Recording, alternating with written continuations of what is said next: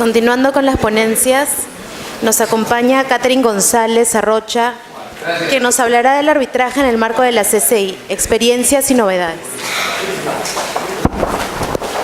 Catherine González es abogada por la Universidad Santa María la Antigua de Panamá, directora para las Américas de los Servicios de Resolución de Controversias de la ICC, con sede en la ciudad de Panamá, árbitro y consultor independiente. Le brindamos fuertes aplausos.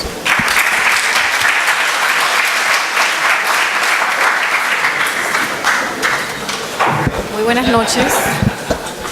Muy buenas noches a todos. Muchas gracias por la invitación. Es un placer para mí estar aquí con todos ustedes. Estoy un poco asustada porque no sé cómo voy a llenar sus expectativas después del panel anterior, donde solo oíamos carcajadas y risas, y no creo que voy a llenar esas expectativas a ese nivel. Les voy a hablar de un tema un poco más aburrido, espero que no tanto. Vengo a hablarles en la noche de hoy acerca de lo que son las nuevas políticas de la Corte Internacional de Arbitraje de la ICC para promover una mayor transparencia y eficacia en los arbitrajes que maneja esta institución.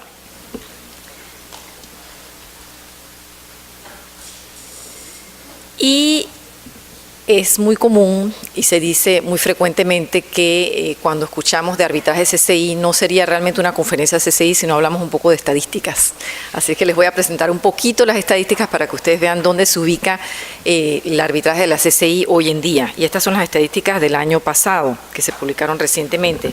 Unos 22.000 casos administrados desde la creación de la Corte desde 1923, 801 casos registrados en el año 2015, y este número está en crecimiento, lo verán en la gráfica siguiente.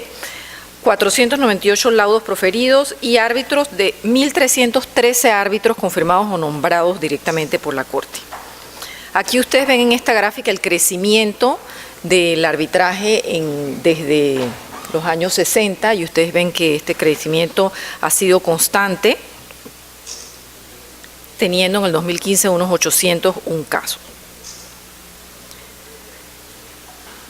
Dentro de estos 801 casos en el año 2015, un 13% involucraban a partes estatales o entidades estatales, y esta es una estadística que ha sido bastante constante en los últimos años, es decir, que vemos una participación de los estados de distintas partes del mundo en los arbitrajes de la ICC.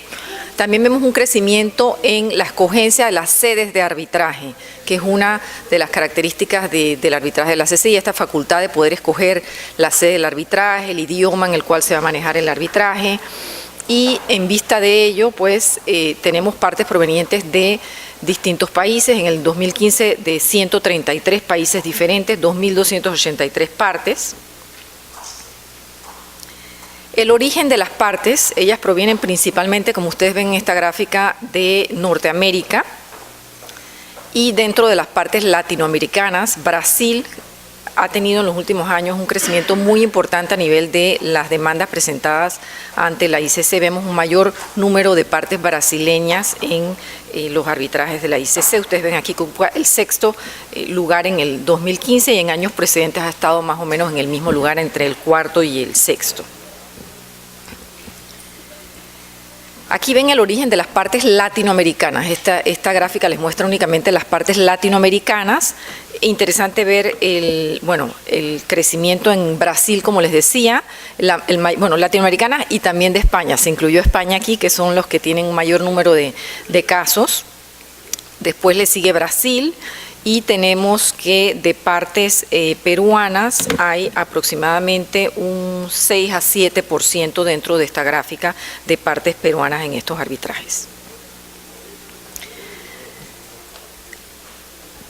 Para hablarles específicamente de cuáles son estos avances que se han dado en estos arbitrajes y en lo que es la administración de los arbitrajes de la ICC, quisiera remitirme un poco a la historia, bastante reciente en esta última década.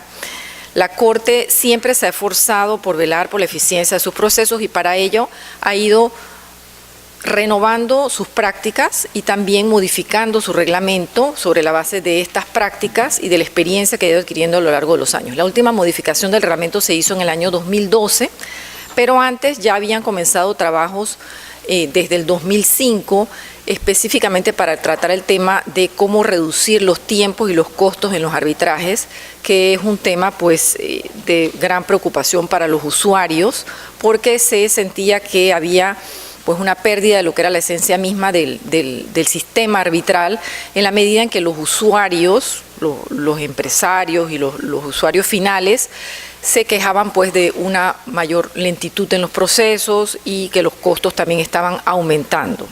Entonces, a raíz de esto, la CCI, que siempre, pues a través de la red de comités nacionales que tienen en distintas partes del mundo, recibe estos comentarios, se preocupa por el tema y a través de su comisión de arbitraje va a comenzar a analizar este tema. Entonces, vemos que se publican varios documentos. En el 2005 ya se publican las técnicas para la reducción de tiempos y costos en los arbitrajes. Y luego se inicia la revisión del reglamento, que concluye en el año 2012, cuando se publica el último reglamento que está en vigor actualmente, desde enero del 2012, y les voy a hablar muy brevemente acerca de las principales modificaciones que se hicieron en ese reglamento y las que han venido posteriormente, estas últimas políticas recientes desde principios de este año. Entonces, a través de esta comisión de arbitraje que cuenta con más de 400 miembros de distintas partes del mundo, se logra elaborar estos documentos a través de todo este proceso de consulta. Estos miembros son designados por los comités nacionales. Hay más de 90 comités nacionales en la CCI representados, más de 90 países, y tengo el gusto de anunciarles que contamos ahora con un comité nacional en Perú, ICC Perú. Justamente esta mañana nos reunimos en una primera reunión de lo que esperamos sea una comisión de arbitraje muy sólida y que permita pues el desarrollo del arbitraje internacional, también doméstico, pero con una proyección internacional ante la ICC, que no dudo que será el caso porque ustedes cuentan ya con una vasta experiencia en materia arbitral y pues ya es tiempo para dar ese paso de proyectarse internacionalmente. Por eso estamos muy contentos de contar con esta comisión. Les decía entonces que se vienen a publicar una serie de documentos y entre esos está este reporte de controlar tiempos y costos, que también existe en español. Ustedes pueden tener acceso a todos estos documentos a través del sitio web de la ICC. Recientemente se publicó en el 2014 sobre también cómo manejar de manera efectiva los procesos arbitrales, dirigido en particular a los abogados de empresa. Al momento, en todas las etapas del arbitraje, al momento de redactar la cláusula arbitral, cómo intervenir, por ejemplo, pero también a lo largo del proceso. Y dentro de esta guía encontramos que las consideraciones principales son, por un lado, el análisis temprano del caso, es decir, que tanto los árbitros como las partes deben desde el inicio tomar en consideración estas guías para que los arbitrajes sean efectivos en cuanto a los plazos, en cuanto a fijar calendarios realísticos, establecer un procedimiento que sea a la medida en el sentido de tener en cuenta la complejidad del caso, las partes, las nacionalidades de las mismas, los aspectos culturales también, psicológicos, que verán en el siguiente panel, y considerar también a su vez distintos métodos alternos de solución de controversias. Vimos esta tarde en una conferencia del grupo de árbitros jóvenes de la ICC y CCJAF, donde se trató específicamente el tema de los dispute boards, que son un mecanismo que está siendo utilizado con mayor frecuencia, y vemos con mayor frecuencia en los contratos internacionales estas cláusulas llamadas cláusulas escalonadas o multi-tiered clauses en inglés, que prevén distintos métodos de resolución de controversias. Por lo general vemos la mediación combinada con el arbitraje. Últimamente estamos viendo bastante los dispute boards combinados con arbitraje y por lo tanto pues dentro de estas guías del manejo efectivo del arbitraje están el considerar prever estas cláusulas en los contratos, tanto que lo tengan en cuenta tanto los abogados de empresa como abogados externos, sugerir esto a sus clientes. Les mencionaba que la última revisión del reglamento se hizo en el año 2012 y aquí es donde me voy a detener en unos aspectos relacionados con la eficacia del proceso que se establecieron en el mismo reglamento como nuevos artículos que no existían anteriormente. hay una obligación expresa, tanto para el tribunal arbitral como para las partes, de que el arbitraje se conduzca de una manera eficaz y de buena fe.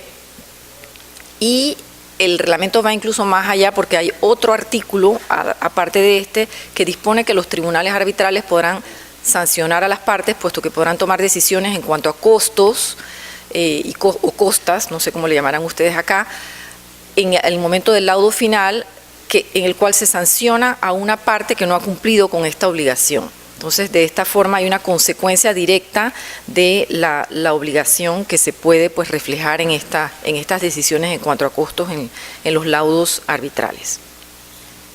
El acta de emisión. Tradicionalmente el acta de emisión es un documento que debe elaborarse dentro de los 2 meses siguientes al momento en que el tribunal arbitral recibe el expediente.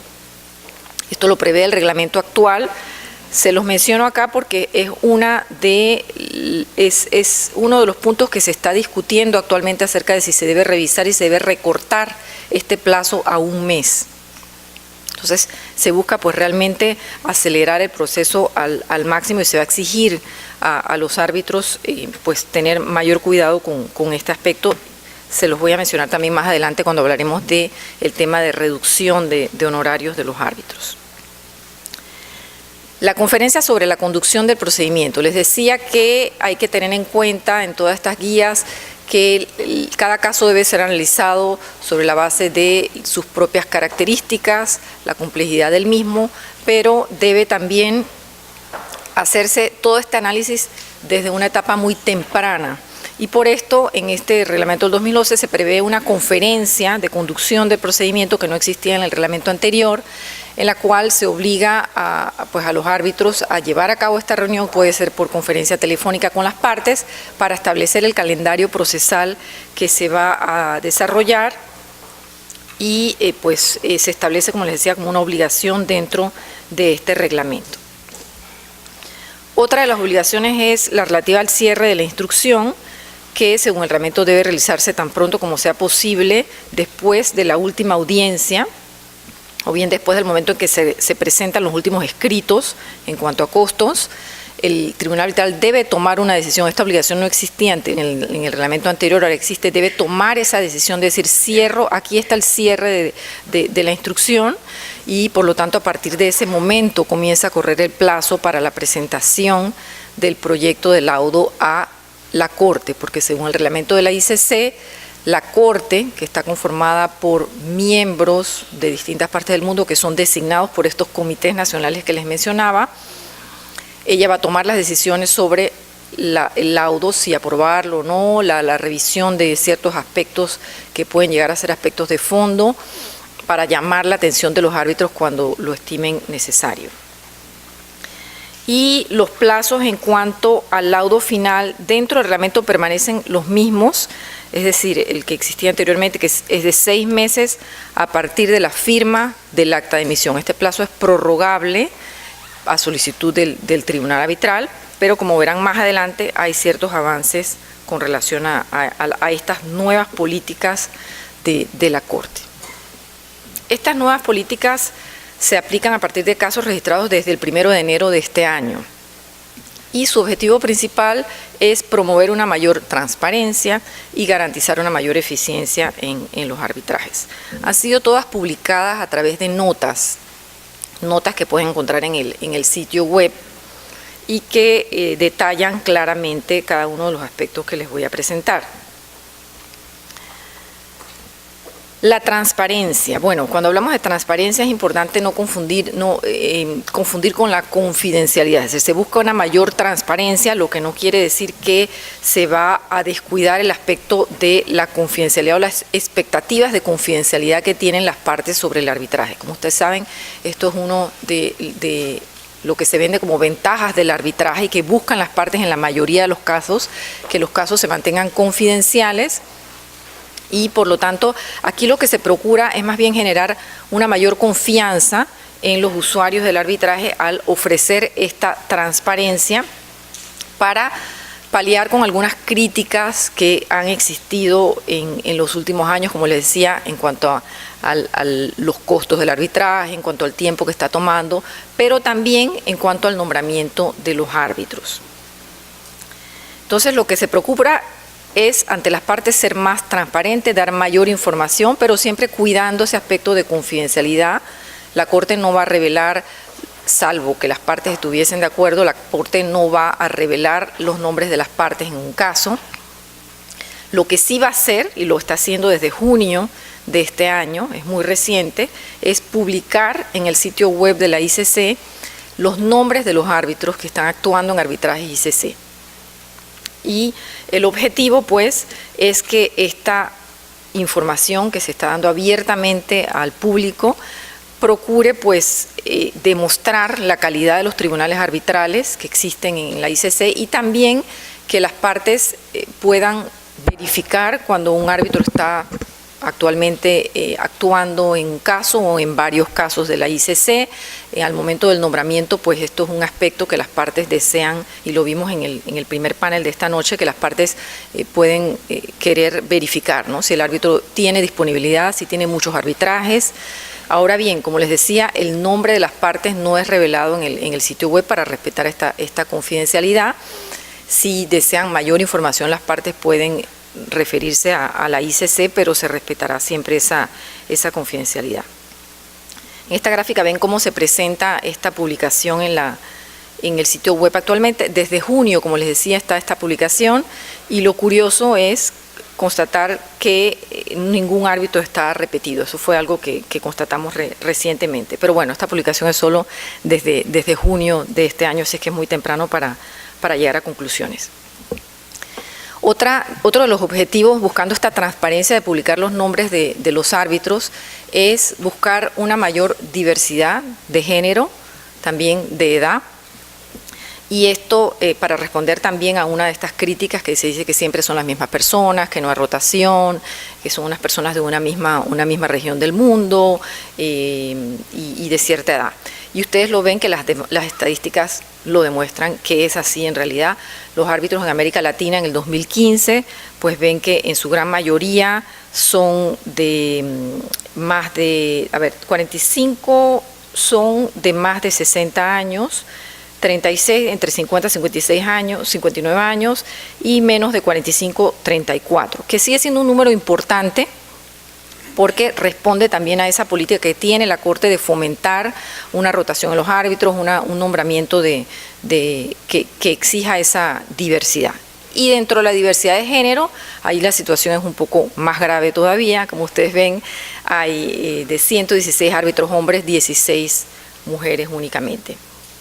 Pero el actual presidente de la Corte pues trabaja mucho en este tema actualmente de la diversidad de género, y se demuestra a través del nombramiento de los que son actuales vicepresidentes de la Corte. La mitad son mujeres y la mitad son hombres.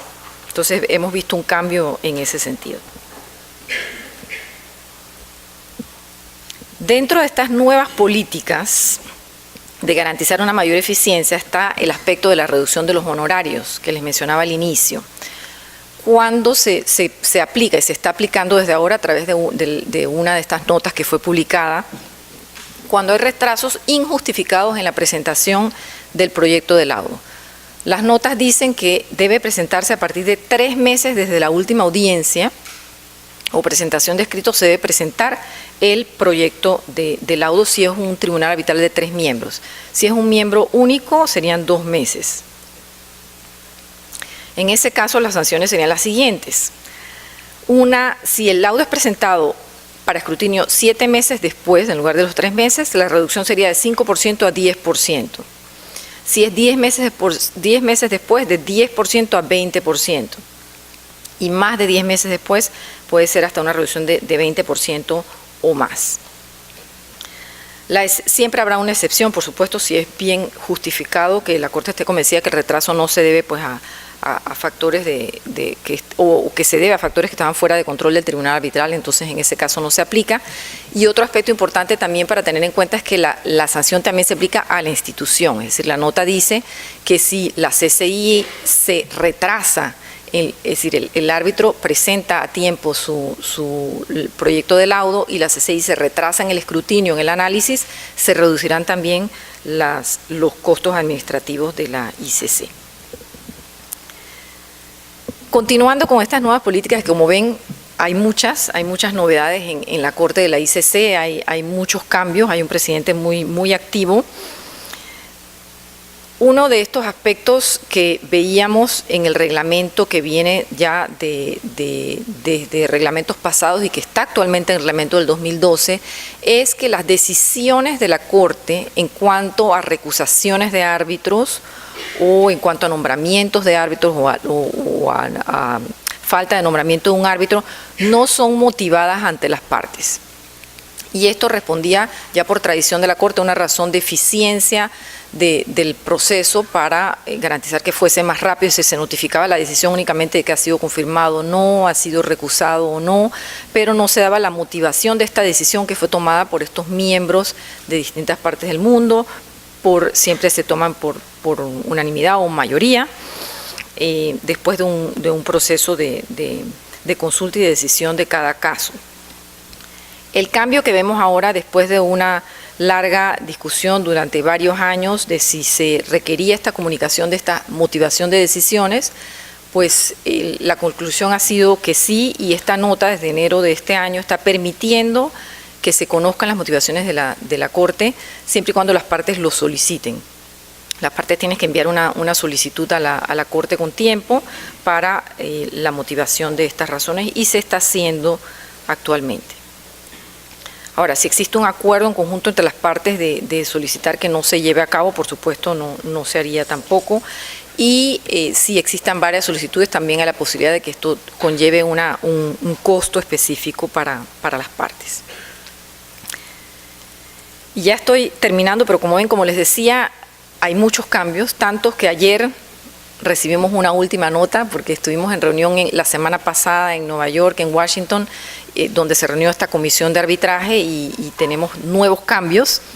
Se está actualmente analizando la posibilidad de cambiar el reglamento en cuanto a ciertos aspectos, como les mencionaba, el plazo, por ejemplo, para el acta de emisión, que se reduzca de 2 meses a 1 mes, y otros aspectos más. Pero todo esto debe ser sometido a la comisión de arbitraje para que esta comisión lo apruebe y entonces se pueda modificar el reglamento. Las notas son guías, como les decía, que son publicadas directamente ya en el sitio web. Y esta nota, que ya existía, que era sobre la conducción del procedimiento, fue actualizada y desde ayer ya existe oficialmente en el sitio web, y fue actualizada en cuanto a los siguientes puntos. El primero, en cuanto al firma del acta de emisión y el laudo, para procurar una mayor eficacia y rapidez, se permite que sean firmados electrónicamente y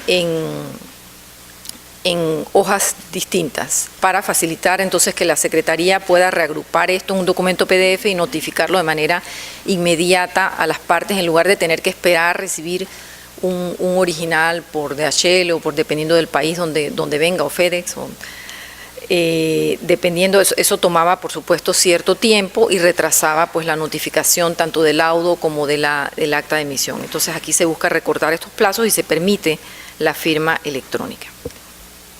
También se ofrecen ciertos servicios administrativos, como son, por ejemplo, permitir los depósitos en custodia cuando se requieren, o los impuestos de los árbitros, requerirlos cuando en el país específico pues el árbitro está sujeto a estos impuestos, se crean cuentas específicas.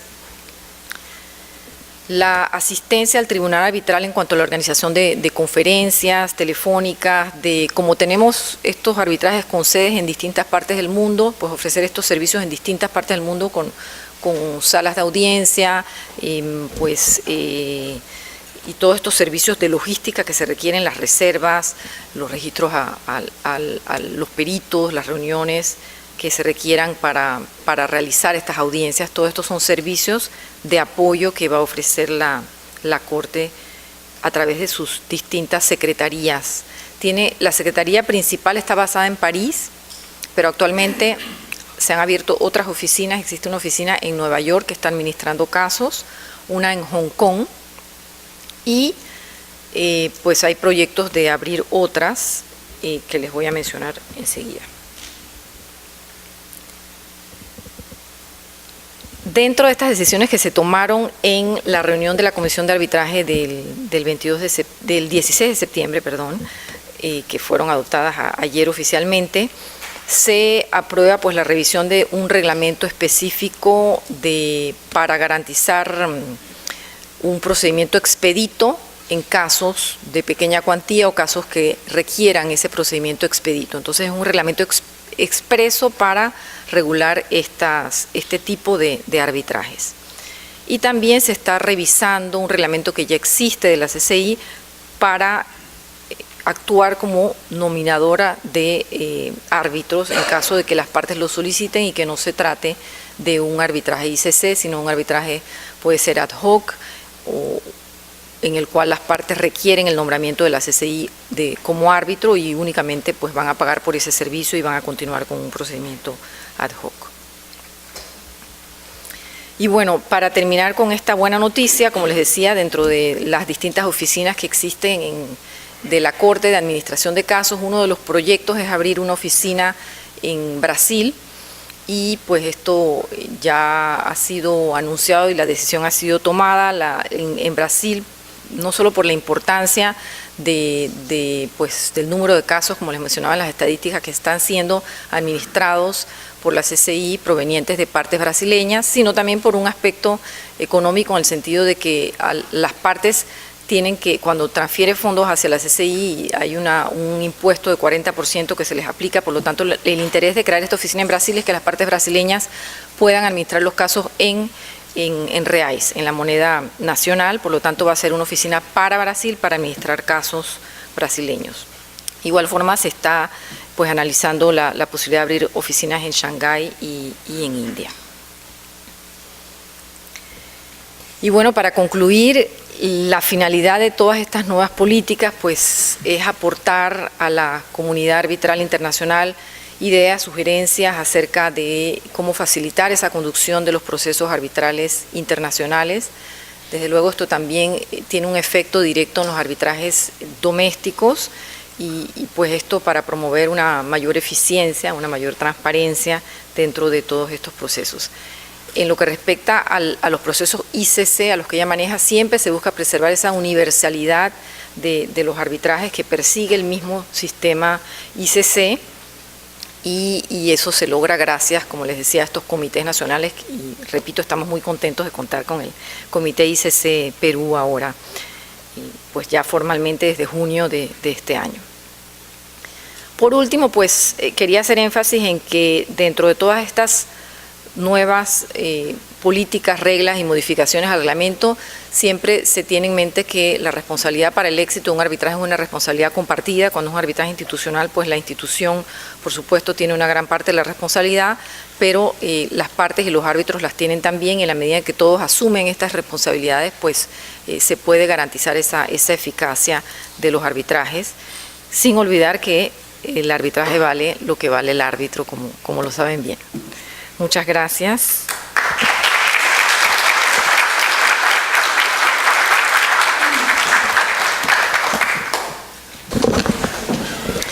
Invitamos a subir a los ponentes del noveno panel. Bien, buenas noches. Vamos a asumir el reto del último panel. El reto es doble, Katy, porque este es el último panel realmente ya del Congreso 2016, que tiene como título La influencia de la psicología en las decisiones del Tribunal Arbitral. Y entonces, después de 10 años, nos hemos animado a incorporar en el Congreso la dimensión psicológica dentro del arbitraje, que es algo que por 10 años normalmente se ha tratado solo a partir de una mirada judicial, legislativa, en fin, ¿no?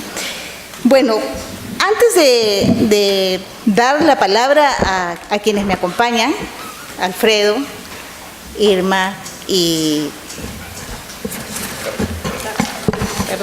Ricardo León, yo quería hacer rápidamente una presentación que me parece, como psicóloga, que es fundamental tener todos y compartir antes de escuchar las preguntas que les hemos pedido o sugerido a nuestros panelistas.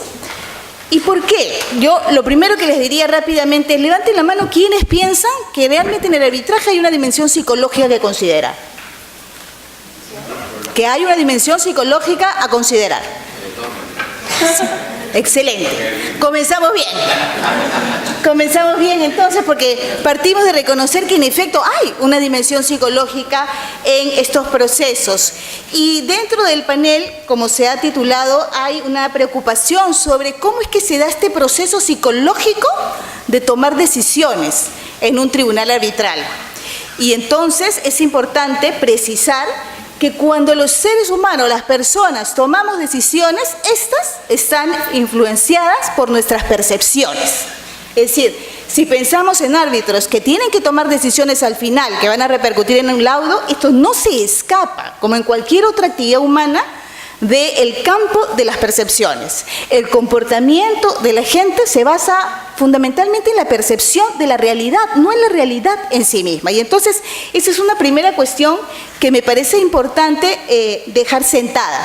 Pero también, cuando hablamos de percepción, en los últimos tiempos, yo he escuchado algunas definiciones un poco al margen de la psicología, por decirlo de alguna manera, y creo que es importante también ponernos de acuerdo y aclarar el tema. Percepción es un proceso cognitivo que implica la capacidad que todos tenemos, sin excepción, de recibir información del mundo externo, de organizar toda esa información y de interpretarla, y darle un sentido, y darle un significado. Y eso hacen los árbitros, hacen los profesores, hacen muchos profesionales. Recibimos información del mundo externo, la procesamos, la interpretamos y a partir de eso, sin duda, vamos a tomar decisiones. Pero ese proceso no es sencillo, no es fácil, sino que lo tenemos tan incorporado que a veces no nos damos cuenta y no somos conscientes de lo complejo que puede ser. Normalmente, cada uno de nosotros, y por supuesto los árbitros, recibimos muchos estímulos, mucha información. Cada caso de arbitraje implica una cantidad de información tremenda para los árbitros, y toda esta información y todos los estímulos que recibimos del medio externo, los seres humanos no tenemos la capacidad de procesarlas por completo. Entonces, la verdad es que todos los que estamos aquí no tenemos la capacidad de asimilar toda la información que yo. En todas las conferencias que hemos tenido a lo largo de este tiempo, cada uno ha ido agarrando lo que puede. Nadie, estoy segura, ha sido capaz de asimilar toda la información que aquí se ha dado. Y lo que hacemos para poder procesar la información es fragmentarla. La partimos en pedacitos. Cognitivamente nosotros vamos tomando algunas cosas. Pero eso que tomamos, y ahí viene lo interesante, no es al azar. No es que lo que llega del medio yo lo agarro como pueda, sino que es algo que está de alguna manera marcado por qué intereses tengo, qué antecedentes tengo, qué experiencias previas tengo y, por supuesto, cuál es mi actitud hacia ciertos temas. Es con eso que nosotros nos enfrentamos al mundo externo y empezamos a tomar cierta información. Y eso es, en la práctica, parte de lo que viven los árbitros. Recibir esa información, mucha información, tomar algunos elementos, procesarla, y para hacerlo, sin duda alguna, influyen en los árbitros, como en cualquier otro ser humano, sus intereses, repito, sus actitudes, sus experiencias y los antecedentes y el contexto en el cual se encuentran. Pero algo más que ya la psicología ha trabajado, ese proceso de recibir la información para finalmente tomar una decisión, como es complejo, lo que hacemos las personas normalmente es tomar atajos. Y esos atajos se llaman sesgos cognitivos. ¿Ok? Esos atajos, ¿qué significa? Hay atajos o sesgos cognitivos atencionales.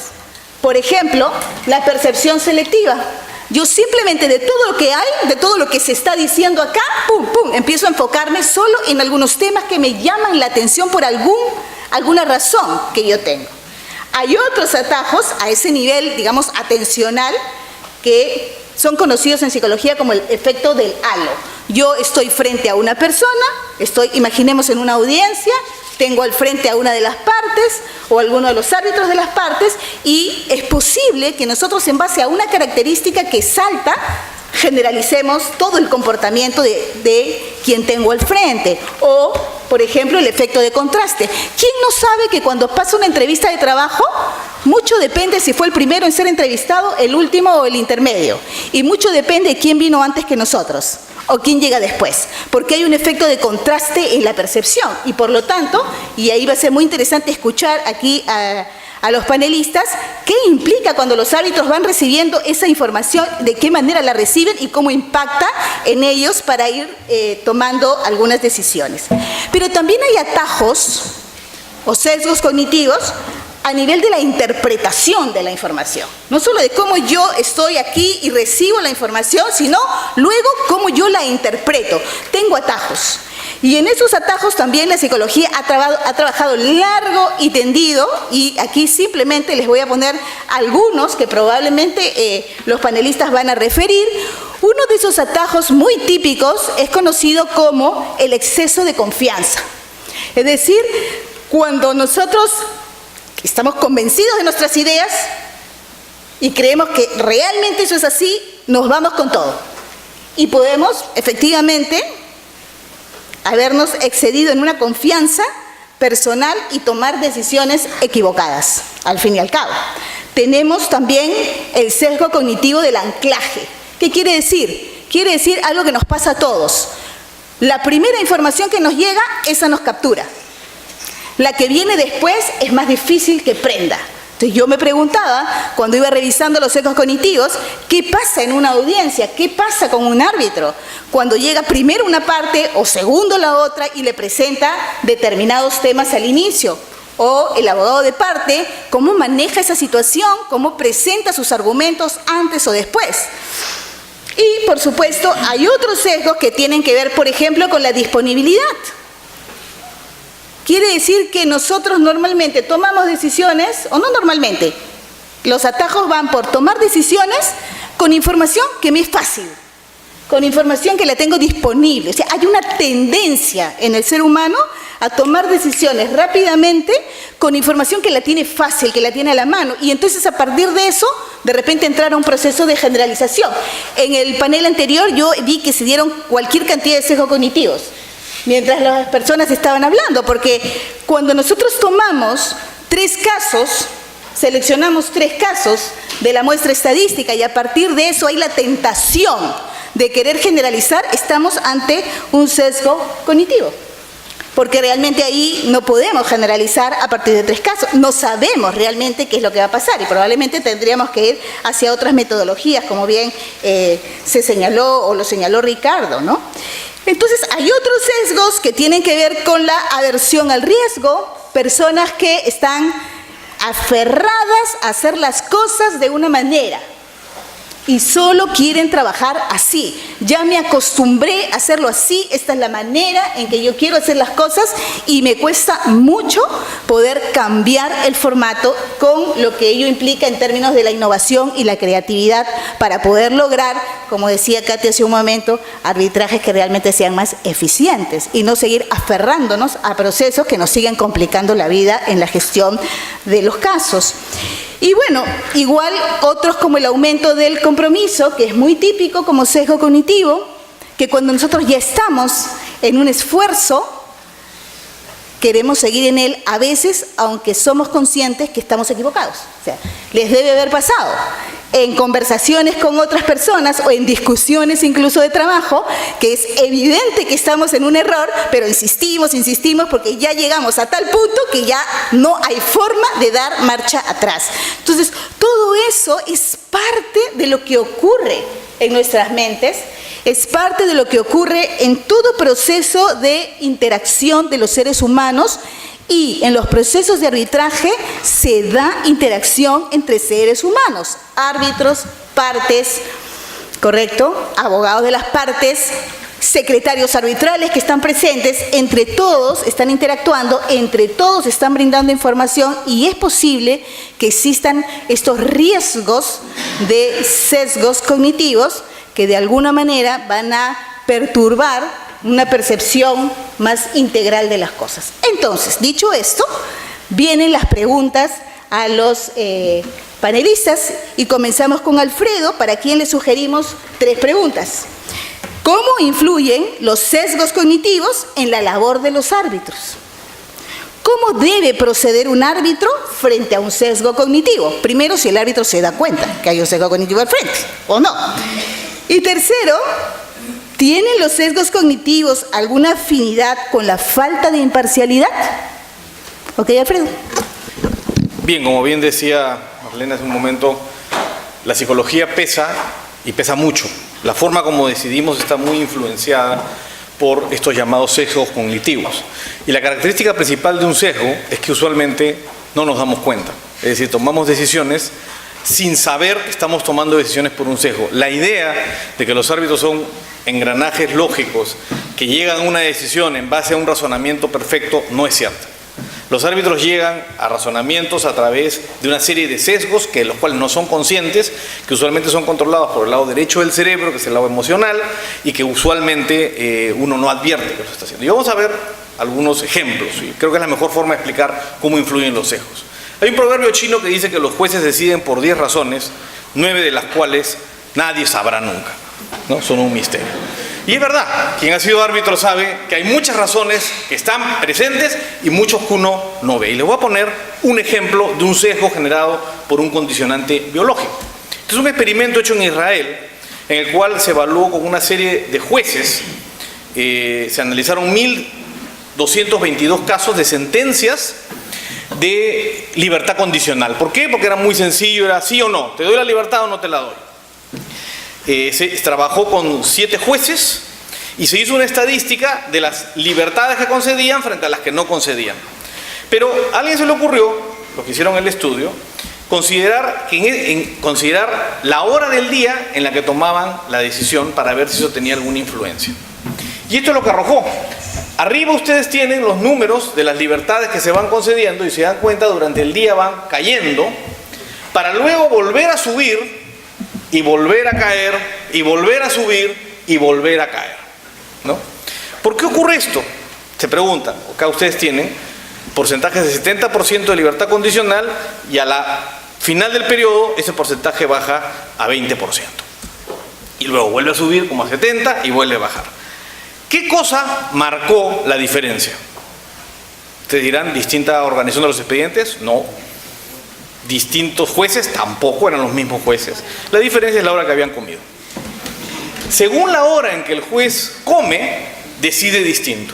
Si tiene que tener un proceso lógico más exigente, como para conceder una libertad condicional, entonces usualmente necesita más azúcar en la sangre. Esto es una buena razón, una buena práctica arbitral, tener varios coffee breaks, precisamente para que los árbitros estén atentos a lo que tienen que hacer. La razón es una razón evolutiva, es decir, las personas que cuando le tenían bajo nivel en la sangre siguieron pensando en otras cosas, se murieron. Y así fue como ocurrió en las cavernas. Las personas que estaban pensando demasiado y no se preocupaban en comer, morían. O sobrevivían menos. Ese sesgo lo tenemos evolutivamente, está definido así. Y en consecuencia, cuando nos falta comida, nuestro cerebro automáticamente, la parte racional deja de operar y la parte no racional, emocional, aunque vamos a ver que también tiene una racionalidad, es muy racional que coma cuando tengo poca sangre, comienza a desconectar otras funciones del cerebro a mis espaldas. Yo no lo decido, el cerebro lo decide solo. Y ese efecto hace que yo piense y razone de manera totalmente diferente. Y quien ha estado en una audiencia con hambre se da cuenta. Uno comienza a pensar, ¿a qué hora me como? Pasa un sanguchito y dice, se desconcentra. Funciona igual que su celular, que cuando está baja la pila, comienza a desconectar funciones y comienza a priorizar aquellas funciones que considere esenciales. El ser humano se ha programado a través del proceso evolutivo y esto es importante tenerlo en cuenta, ¿no? Emociones, ¿no? Hay otro experimento que muestra efectivamente este efecto de Bragg y Goldman, y muestran fotos O sea, hacen dos expedientes igualitos, casos penales, pero esto se puede aplicar a cualquier caso arbitral. Muestran fotos, ¿no? Tienen dos expedientes, los mismos hechos, las mismas declaraciones, las mismas pruebas. La única diferencia es que muestran fotos en un expediente y no muestran las fotos en el otro expediente. Y esas fotos son así, como estas, sangre, ¿no? Si se dan cuenta, las fotos no prueban nada sobre la autoría del delito. Nada, no hay ningún hecho que lo vincule al acusado. Sin embargo, el grupo, digamos, que no tenía fotos, condenó solo al 8.8%. Y el que tenía las fotos, condenó al 41.2% de los casos. El efecto de la foto tiene un efecto emocional. Cuando tú ves sangre, generas reacción. La reacción genera indignación. La indignación genera ira. La ira genera reacción. Reacción de que tengo que hacer justicia. Y a veces ofusca la posibilidad de analizar los hechos y llegar a hacer justicia solo por el efecto de indignación. Y si no, pregúntenle a Fernando Cantuarias.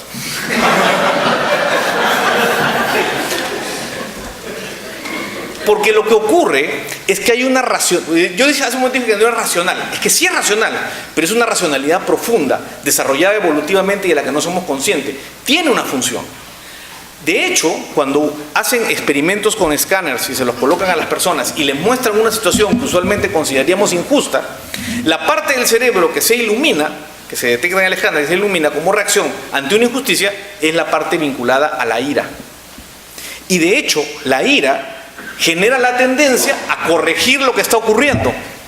Y en consecuencia, un juez que tiene cierto nivel de ira es posible que sea más proactivo para conseguir una decisión, y un árbitro también, una decisión correcta. Entonces, en consecuencia, uno tiene que darse cuenta que hay elementos que pueden generar efectos emocionales a favor o en contra en cualquier procedimiento, y los arbitrajes no están exentos de que eso ocurra. El uso de palabras.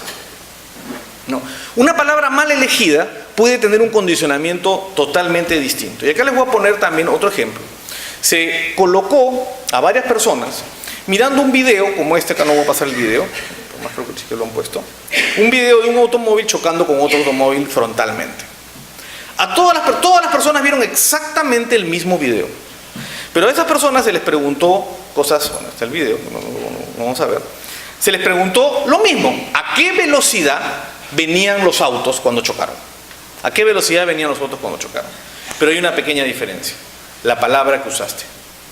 ¿A qué velocidad venía cuando aplastó el otro carro? ¿A qué velocidad venía cuando colisionó? ¿A qué velocidad venía cuando chocó? ¿A qué velocidad venía cuando golpeó? ¿A qué velocidad venía cuando contactó? Y solo el cambio de la palabra en la pregunta cambia la percepción de velocidad de la persona. Y eso es importante. No es lo mismo en una audiencia arbitral decir error que imprecisión, a pesar que parecen que son sinónimos. Porque el uso de la palabra error genera o activa una reacción en el cerebro totalmente distinta que la palabra imprecisión. Las palabras son importantes y en consecuencia la actividad persuasiva de un buen abogado tiene que saber escoger las palabras correctas para marcar de alguna manera su capacidad persuasiva. De hecho, se les preguntó a las personas si habían visto vidrios y la cantidad de personas que veían vidrios era muy superior cuando la pregunta se basaba en una frase más fuerte, ¿no? Cada palabra en tu escrito y en tus alocuciones orales y tus alegatos debe estar pensada en esos términos. Eso tiene un efecto en términos de... Y el otro elemento importante es la empatía. Y con esto termino. Hay muchos otros sesgos, hay muchísimos. De repente tenemos oportunidad de conversar de otros, pero acá les menciono algunos de los más fáciles de explicar. La empatía es un elemento esencial para poder persuadir a alguien. Usualmente los abogados creemos que gritando o enfrentando, planteando objeciones, mejoramos el nivel de defensa, pero usualmente esa actividad es antiempática, es decir, es antipática, no es empática. Y la falta de empatía, que es la conectividad que uno puede tener precisamente con el juzgador, afecta la capacidad que tiene él de darte la razón, ¿no? Porque los jueces no son robots. Y acá les pongo un ejemplo, ¿no? ¿Ah? ¿Están qué? No. Bueno, les pongo un ejemplo y se los voy a contar. Bueno. 200, era una publicidad donde se decía 232 millones de africanos mueren de hambre todos los años. 3.1 millones de niños mueren al año por desnutrición. Unas cifras espantosas. La pregunta es, ¿cuánto donarías para tratar de resolver ese problema? Otra publicidad. Raquia, lamentablemente no pueden ver la foto, una niña muy linda, con una cara triste. Raquia es una niña de 4 años, sufre de desnutrición, está muriendo de hambre. ¿Cuánto donarías para evitar esa situación? Dos situaciones. Una, desde el punto de vista lógico, es mucho más grave que la situación de una sola niña. Sin embargo, lo que muestran las cifras es que en el caso de las cifras agregadas, se genera... Ahí están las cifras. En el caso del uso de los números, simplemente, de las cifras, la donación promedio fue $70.2. En el caso de la foto de la niña fue de $169. La empatía es un proceso, es ponerse en los zapatos del otro, hay que colocarse en los zapatos del juez. Y la empatía tiene una explicación cerebral, se llaman las neuronas espejo. Las neuronas espejo son un conjunto de neuronas que tenemos en el cerebro y que tienen la capacidad de identificarse y sentir por otra persona, ¿no? Se descubrió en los monos cuando haciendo otro experimento, se les colocó un chip, un sensor, y se le daba un plátano y el mono reaccionaba. Pero de pronto alguien descubrió que cuando le daban un plátano y lo comía a una persona con la que el mono simpatizaba, se generaba exactamente la misma reacción en el cerebro. Es decir, las neuronas espejo hacen que tú te identifiques con la posición del otro. Si tú generas empatía con un árbitro, es mucho más probable que el árbitro se identifique con lo que tú estás diciendo y reaccione emotivamente de manera similar a la que tú quieres. En pocas palabras, si tú tienes empatía y te indignas, es más probable que él se indigne. Y eso tiene que ver con el nivel de identificación. Y el nivel de identificación tiene que ver con factores muy subjetivos y emocionales que el cerebro identifica al margen. La empatía además tiene que ver también con la supervivencia, tiene que ver con la formación de grupos que permitían sobrevivir en la época prehistórica y que se ha trasladado hasta hoy día y lo seguimos teniendo. Claro, si yo consigo empatía, si yo consigo caerle bien al árbitro, si yo consigo, por ejemplo, sonreír, por ejemplo, no gritar, no generar incidentes, etcétera, etcétera, el árbitro va a tener naturalmente una tendencia a escucharme de otra manera y va a generar esta situación. Adam Smith siempre decía, y lo explicaba de una manera muy, muy gráfica, ¿no? Decía, si a ti te cuentan que 1 millón de personas murió en un terremoto en China y acto seguido te muestran a tu mejor amigo al que le están cortando el dedo meñique, ¿cómo reaccionas peor? ¿Qué te afecta más? Tu amigo, por más que a él no le pasa casi nada, ya han muerto 1 millón de personas. ¿Por qué? Porque la empatía hace que te identifiques más con el cercano. Y entonces generar empatía durante una audiencia, durante un proceso, es importante en términos del efecto persuasivo, ¿no?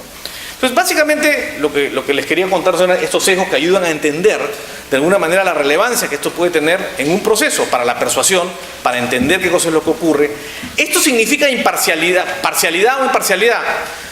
Lo que usualmente llamamos parcialidad es un proceso consciente en el cual yo le quiero dar la razón a otro.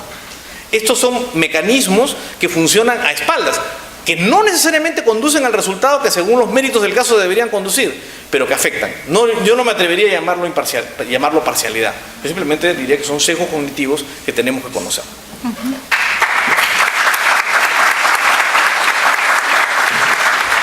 Gracias, Alfredo. Vamos a dar ahora la palabra a la doctora Irma Rivera. Irma ha preparado también una presentación donde vamos a dar con ella un pasito más en el tratamiento del tema, planteando, ella va a intentar responder 2 preguntas sugeridas. ¿Qué destrezas legales son fundamentales para realizar una buena defensa en un arbitraje? Ya Alfredo ha ido dejando algunas pistas con este tema de la empatía y otras cosas más. ¿Y cuál es la relación entre persuasión y causar convicción? Finalmente, ¿cómo nosotros podemos valernos de conocer y de entender y hacernos conscientes de cómo funcionan los sesgos cognitivos para lograr persuadir a otro o dar la vuelta al otro en la toma de decisiones? Entonces los dejo con Irma.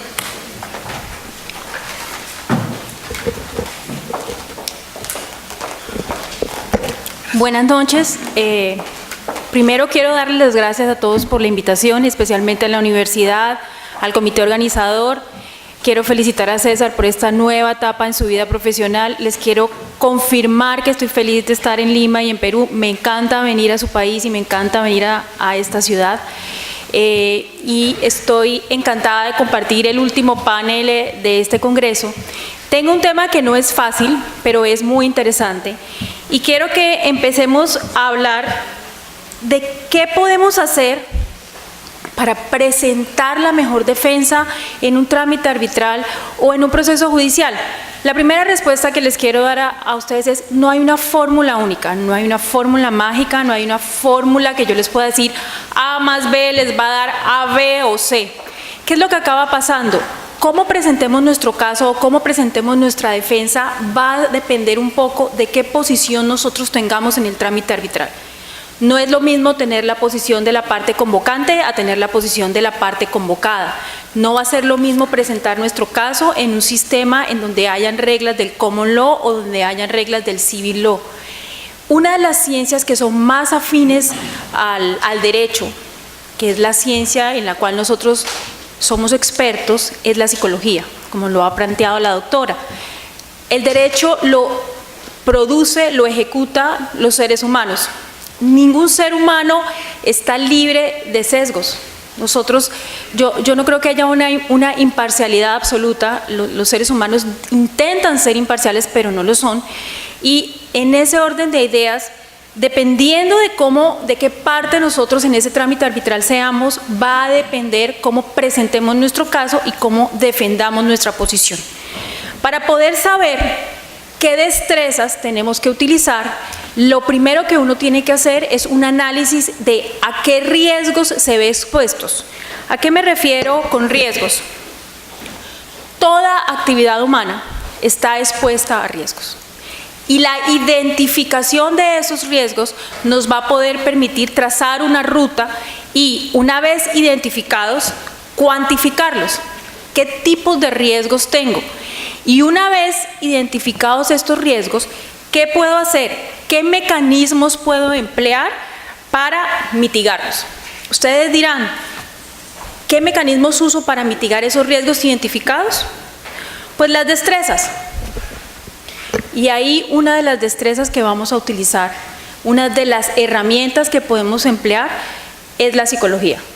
Los abogados, la mayoría de nosotros acabamos siendo psicólogos empíricos. Cuando ustedes llegan a una audiencia, tienen que entender perfectamente cuál es el rol que tienen en una audiencia.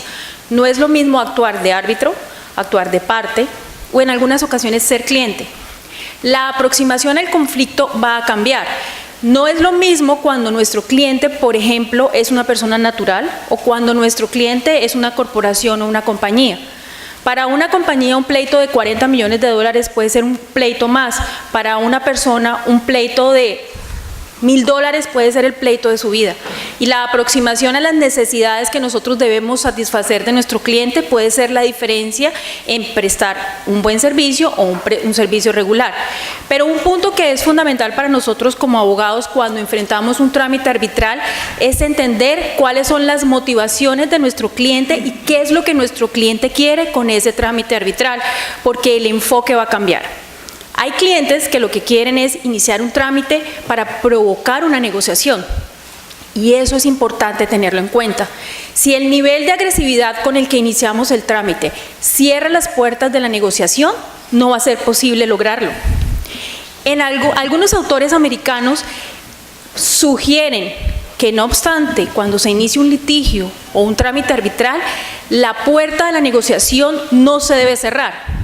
Desde el punto de vista psicológico, no es normal que la gente quiera verse involucrada en un conflicto. Nadie quiere estar peleando. Así le paguen a la gente por pelear. A la gente no le gusta estar discutiendo. La gente quiere solucionar sus diferencias. Una recomendación que se hace como una destreza para manejar el caso de nuestro cliente en un tribunal arbitral es: no cierren la puerta de la negociación. ¿Cómo la podemos cerrar? Si afectamos, y me perdonan la expresión, psicológicamente a la otra parte o psicológicamente al abogado de la otra parte. Muchas negociaciones se cierran simplemente porque el nivel de conflicto entre los representantes de las partes es tal que aunque el arreglo sea la mejor solución, nunca se va a lograr. Destrezas importantes que se deben tener para representar a nuestros clientes en los trámites arbitrales, las que parecerían obvias, son destrezas sustanciales, destrezas procesales. No debemos abusar de la confianza. Este es un factor psicológico que afecta a muchos abogados. Muchos abogados creen que tienen la información cuando ni siquiera han leído los reglamentos a los cuales su trámite está obligado a seguir. Es ICC, es ICDR. Creen tener la información y básicamente no la tienen. Hay que ser estratégicos. Eso parecería obvio, pero la estrategia tiene un componente psicológico muy importante. Hay que saber cómo se transmite la información, cuándo se transmite y a quién se dirige. En cuanto a la forma en que se establecen los equipos, ¿quiénes lo integran? ¿Estoy haciendo equipo con mi cliente? ¿Estoy haciendo equipo con los terceros que me van a ayudar a sustentar mi caso? Tengo que tener capacidad de redacción. Los trámites arbitrales se caracterizan yo diría que en el 90% de los casos por ser relaciones directas entre las partes, los apoderados y el tribunal. En la mayoría de nuestros países, cuando estamos hablando de la rama judicial, salvo los que tienen ya un sistema oral bastante desarrollado, nosotros vemos de manera puntual o nos comunicamos de forma muy limitada con los jueces. En los trámites arbitrales, la relación con los árbitros es tan directa como la que ustedes están teniendo conmigo. Así lo que utilicemos sean medios tecnológicos, no sé, para vernos en telepresencias o en videoconferencias o en conferencias telefónicas. Hay un punto o una destreza a la que me quiero referir de manera especial y es la de la comunicación. Cuando nosotros utilizamos esa destreza, es muy importante entender desde el punto de vista psicológico qué queremos transmitir, qué tipo de lenguaje, un poco ya lo mencionaron, queremos utilizar. En trámites arbitrales, como en la vida diaria, tenemos lenguaje verbal, tenemos lenguaje escrito y tenemos lenguaje no verbal. ¿Miramos las personas a la cara? ¿No la miramos? ¿En qué ambiente cultural me estoy moviendo? Cuando hablamos, por ejemplo, de arbitraje internacional, es muy importante saber que para ciertas culturas, por ejemplo, mirar directamente a los ojos es una falta de respeto. En nuestras culturas, no mirar a la cara o no mirar a los ojos puede ser interpretado de manera distinta. La forma en que hablamos, yo puedo hablar de manera directa con un árbitro, ¿lo puedo tutear o no lo puedo tutear? Si lo tuteo, ¿eso va a generar rechazo del árbitro hacia mí? O si lo usteo, no sé si ese es el término que usan aquí en Perú, ¿va a generar un rechazo hacia mí? Recuerden que los árbitros son seres humanos como nosotros y eso los puede afectar en la percepción que tienen de quien está presentando el caso de su cliente. Una vez nos ubicamos y podemos utilizar de manera eficiente esa herramienta tan importante que es el lenguaje, que buscamos transmitir ese mensaje. ¿Para qué transmitimos ese mensaje? Para persuadir, para convencer. ¿Qué hacemos los abogados cuando estamos frente a un juez o a un tribunal arbitral? Convencer, persuadir. Miren lo que dice las definiciones del diccionario de la Real Academia de la Lengua sobre los términos persuadir y convencer. Persuadir es inducir, mover, obligar a alguien con razones a creer o a hacer algo. Y convencer es incitar, mover con razones a alguien a hacer algo o a mudar de dictamen o de comportamiento. Probar algo de manera racionalmente que no se pueda negar. Para mí, la persuasión es una forma de causar convicción.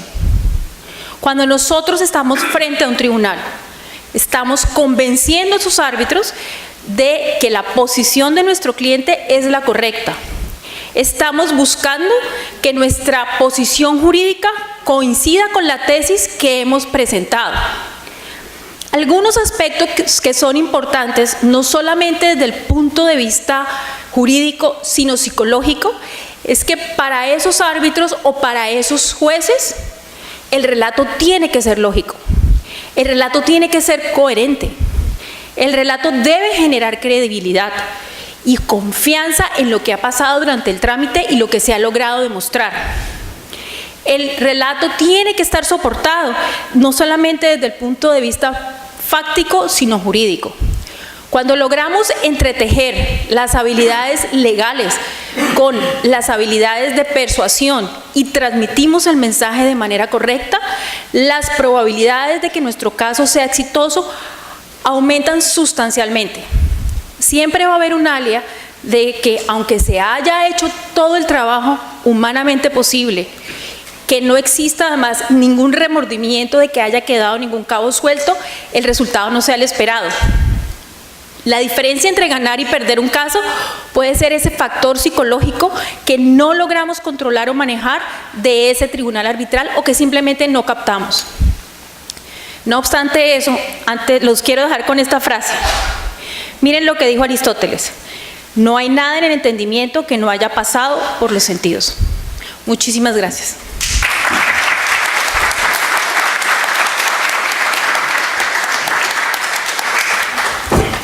Muchísimas gracias, Irma. Muy interesante, y a partir de lo que finalmente ha planteado ella de la persuasión, dos cosas puntuales que comentar. Hay varios estudios en psicología que demuestran que los seres humanos, entre los 3 y 5 primeros minutos de la interacción, marcamos. Creo que es un dato muy relevante para espacios como el arbitraje.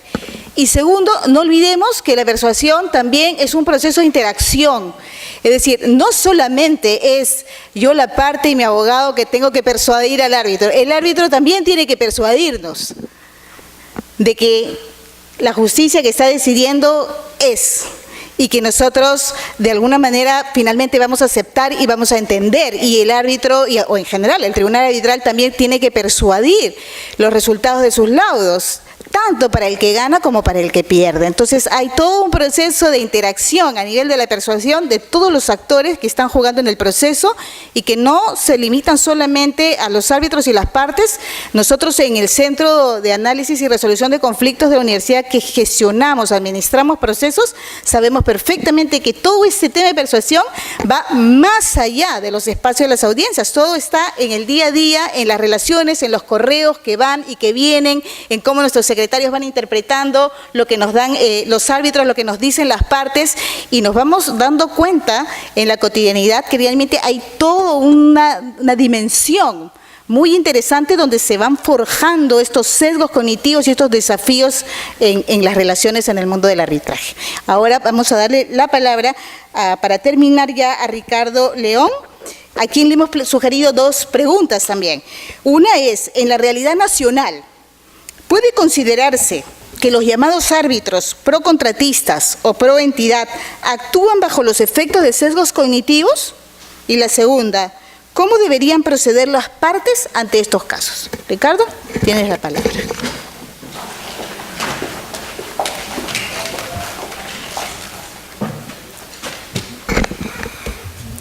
Bueno, muchas gracias por la invitación, gracias a César Guzmán Barrón por su extraordinario desempeño y conducción al frente del Centro de Arbitraje de la Universidad Católica en los últimos 17 años, no es poco, y mucha suerte en los caminos que toca recorrer en el futuro.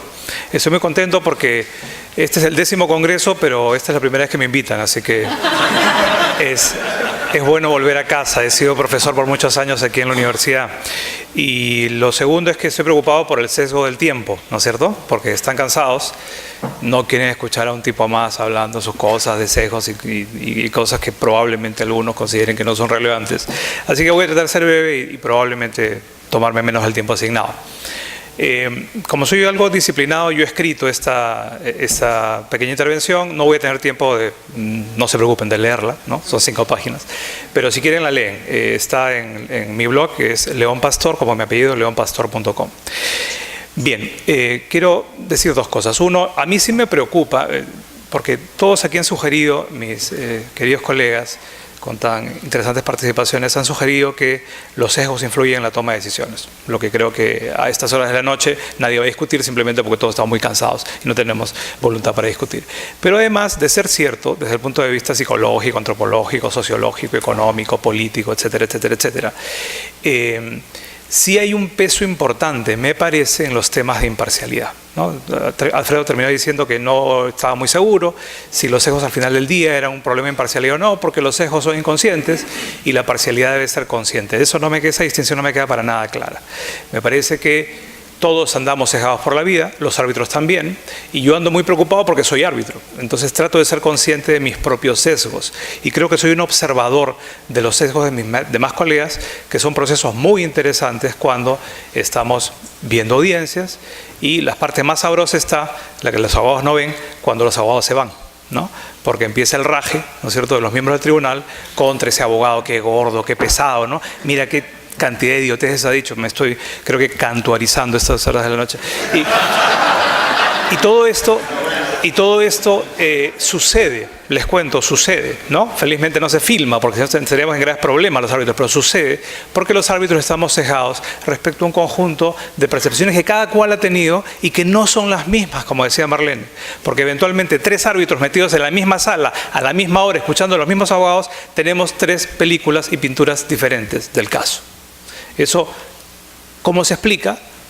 Porque cada uno está sesgado, pues. Porque tiene diferentes experiencias en la vida, tiene diferentes cosmovisiones, es hincha de diferentes partidos de fútbol, ¿no es cierto? O no les gusta el fútbol, como en mi caso, ha leído diferentes libros y en consecuencia tiene diferentes aportes al momento de captar la información, como decía Marlene, de percibirla y en particular de interpretarla.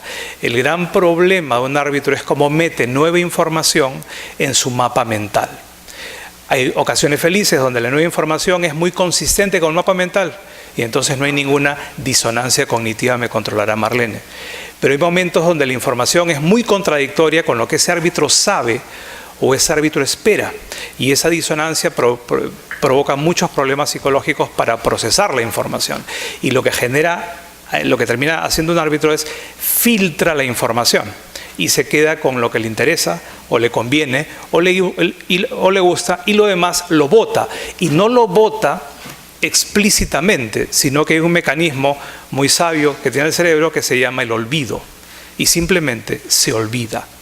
Y no es mala leche, ¿no es cierto? No es que quiera olvidarse, es que simplemente su cerebro no filtró la información que era disonante con lo que esperaba o lo que quería. Entonces, mi argumento es, creo que sí hay un problema de imparcialidad cuando un árbitro está sesgado.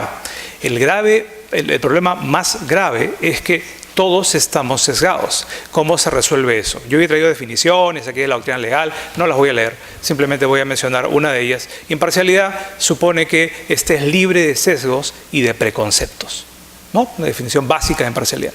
Bueno, pero los árbitros no estamos libres de sesgos y no estamos libres de preconceptos. ¿Qué hacemos entonces? Para todo problema tiene que haber alguno o algunos remedios. Antes de lanzar solamente 2, quiero decir lo siguiente. Ha habido diferentes líneas de investigación sobre qué es realmente importante cuando un tomador de decisión decide, ¿no? Clásicas y antiguas y más contemporáneas. Entre las clásicas y antiguas está la dogmática jurídica, está la filosofía legal, ¿no? Está la teoría del derecho, que te dice que lo importante para un tomador de decisión es que se apegue al derecho, se apegue a la ley, ¿no? En la medida en que, como hablaban otros miembros de paneles antes que nosotros, en la medida en que un juez, por ejemplo, ha sido designado profesionalmente para tomar decisiones, nadie se acerca al juez por su linda cara o por su conocimiento legal. Se acercan al juez porque no tienen otro remedio, porque es el que les tocó, ¿verdad? Y porque nadie quiere las preferencias personales del juez. Lo que quieren es la aplicación de una regla jurídica sobre la cual las partes organizaron un caso. Y antes del caso legal, organizaron una conducta. Entonces, lo que queremos las partes son decisiones fundadas en derecho. Necesitamos reglas jurídicas claramente establecidas o declaradas en el marco de un proceso. En el caso del arbitraje hay diferencias porque, claro, algunos sí los buscan por su linda cara, por su gran cerebro, por su fama, por su prestigio, por lo que fuere. Y las partes pueden escoger a los árbitros. Sin embargo, igualmente las partes no solamente quieren preferencias personales, ¿no? No quieren saber solamente si al árbitro le gusta el helado de chocolate de vainilla. Necesitan unas reglas jurídicas declaradas. Y de ahí la importancia de la motivación y toda la discusión que tuvimos hace una hora.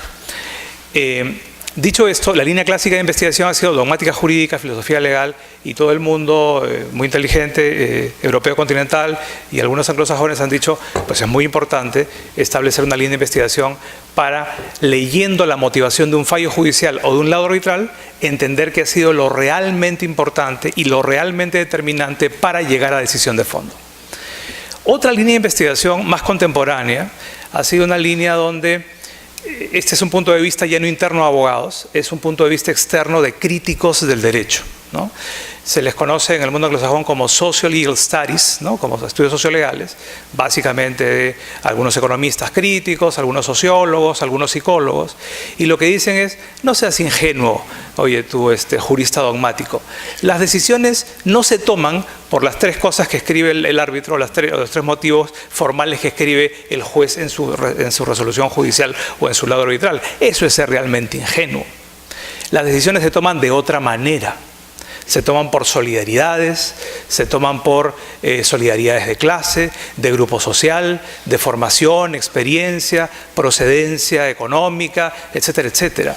Así que luego los jueces o los árbitros, cuando toman esa decisión y no la toman por un procedimiento formal de toma de decisiones, luego buscan poner un ropaje jurídico y al final poner unos pretextos ahí para que no los molesten mucho, porque al final eso es adorno. Lo que es realmente importante nunca lo vamos a saber, porque no se publica. Esta es toda la línea de investigación crítica, escéptica, sobre lo que serían los argumentos propiamente o netamente normativos o jurídicos. Ambas líneas de investigación han avanzado mucho en el mundo, pero se pelean, ¿no? Uno de los autores que cito en el artículo que les comento es Shetler, que es uno que ha criticado mucho estas líneas divergentes de investigación teórica y ha dicho que unas podrían eventualmente aprender de otras y de sus hallazgos. Eso está por verse, porque yo tengo oportunidad de hacer las dos cosas. Tengo una maestría en sociología legal y tengo una maestría en teoría legal. Entonces me he juntado un poco promiscuo, me he juntado con los dos tipos de académicos y efectivamente no se quieren mucho y efectivamente a sus congresos unos no asisten, los del otro congreso, ¿no es cierto? Unos tienen la tribu de la sociología legal y otros tienen la tribu de la teoría legal. No conversan, ¿por qué? Porque creen que están recíprocamente equivocados, ¿no? Los teóricos legales acusan a los sociólogos de no entender el fenómeno jurídico, netamente jurídico. Y los sociólogos acusan a los teóricos legales de ser ingenuos, ¿no? Porque se creen los papelitos que escriben los árbitros y los jueces. Sea como fuere, hay bastante investigación al respecto y ustedes la pueden chequear. Ahora vuelvo. ¿Qué es lo realmente importante en la toma de decisiones? A mí me parece que son las dos cosas.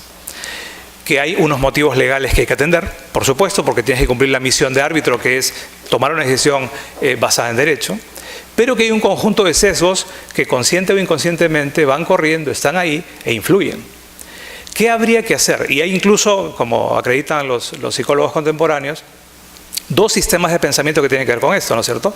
El que llaman Sistema 1, y me estoy refiriendo a un famoso psicólogo Nobel de Economía, Daniel Kahneman, que también está citado en el artículo. Sistema 1, sistema intuitivo, decisiones muy rápidas, muy afectadas por sesgos. Y por otro lado, Sistema 2, muy metódico, muy racional, muy ordenado, que es el tipo de razonamiento experto que se espera de los árbitros antes de tomar una decisión.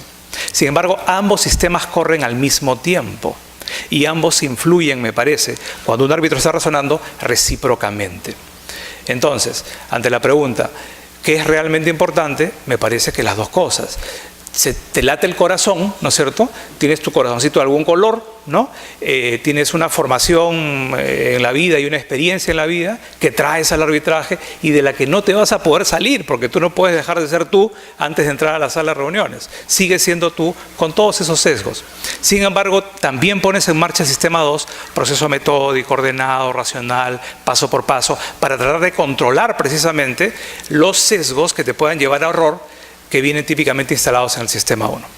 Así que yo me quedé con una frase de Schindler, que les recomiendo mucho que revisen y que se lean el artículo que está citado en el mío, en el que dice, si tú quieres de alguna manera derrotar la imparcialidad, tienes que mandar al asiento trasero tus preferencias personales, que las tienes. Me gusta la frase, ¿por qué? Porque tienes que mandarlas al asiento trasero del vehículo, o sea, no puedes sacarlas del vehículo.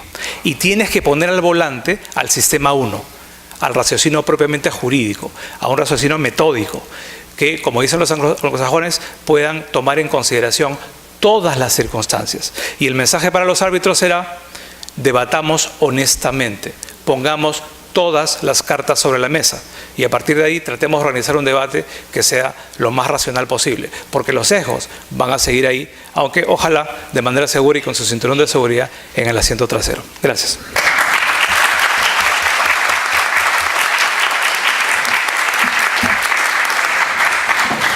Muchísimas gracias, Ricardo. Solamente quiero regresar al inicio de nuestro panel que les pedí levantar la mano para ver cuántos de ustedes creían que la dimensión psicológica era importante en el marco del arbitraje. Y siendo que ustedes, la mayoría dijo que sí, entonces, en mi condición de psicóloga, humildemente me atrevo a decir lo siguiente. El mundo de la publicidad y el marketing se ha empezado a usar todo el tema de la psicología, de la persuasión, de conocer cómo funciona la mente, cómo toma decisiones, cómo se juegan los sesgos y eso se incorpora para poder persuadirnos a comprar ciertas cosas. En el mundo del arbitraje hay un desafío para todos los que participan de persuadirse mutuamente en esos procesos de toma de decisiones.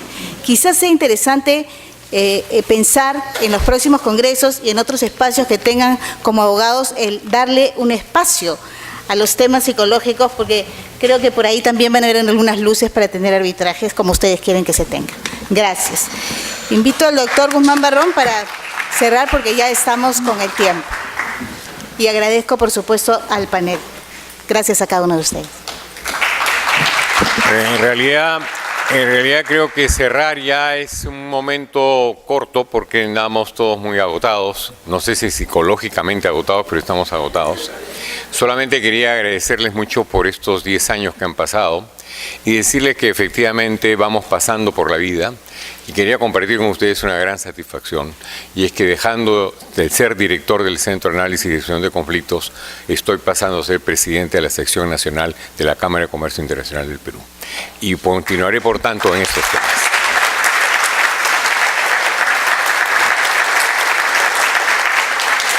Agradecerles a cada uno de ustedes por esta historia larga de arbitraje en el Perú, que continuaremos en ella. Agradecerles mucho a quienes hoy día nos han acompañado. Siempre se usa esa palabrita, es un panel de lujo, pero creo que realmente, Ricardo, debemos haberte invitado desde el primer congreso. Alfredo sí, está desde el primer congreso. Irma nos acompaña todos los años y nosotros nos quedamos admirados de la disposición que tiene para acompañarnos. Y Marlene está acompañándome durante estos 17 años como directora adjunta. Y estoy seguro que continuará con la dirección de este centro y muy bien. Muchas gracias.